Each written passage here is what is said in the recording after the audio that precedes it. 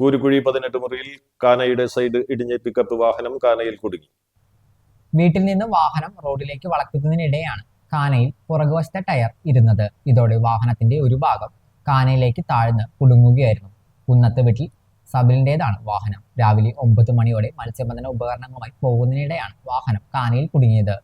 കാനയുടെ ഇരുവശങ്ങളും വർഷങ്ങളായി തകർന്ന നിലയിലാണെന്നും നിരവധി തവണ ബന്ധപ്പെട്ട അധികൃതരുടെ ശ്രദ്ധയിൽപ്പെടുത്തിയിട്ടുണ്ടായിരുന്നുവെന്നും സബീൽ പറഞ്ഞു.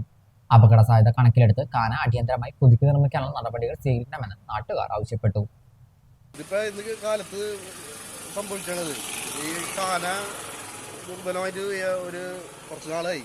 മെമ്പർമാരോട് ഒക്കെ റിപ്പോർട്ട് ചെയ്തിട്ടും കാര്യങ്ങളൊക്കെ ഉണ്ടായിരുന്നു. അവരോട് ഇത് പറഞ്ഞിട്ട് ഒന്നില്ലെങ്കിൽ നമുക്കിത് ക്ലിയർ ചെയ്ത് തരണമെന്ന് പറഞ്ഞിട്ടുണ്ടായിരുന്നു. അപ്പോൾ അവർ പറഞ്ഞ ഇത് വെച്ചിട്ട് കാന പാസ്സായിട്ടുണ്ട് അത് എന്നൊക്കെ പറഞ്ഞിട്ട് ഇങ്ങനെ നിൽക്കണ്. പക്ഷേ ഇപ്പം ഇങ്ങനെ ആയി കിടന്നു കഴിഞ്ഞാൽ ബുദ്ധിമുട്ടുള്ള.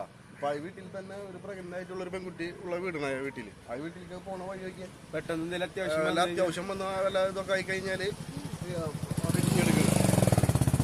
മൊത്തത്തിൽ ഒരു 100 മീറ്ററോളം ഇടിഞ്ഞ് ഇതായിട്ട് ഉള്ളതാണ് ഈ കാന.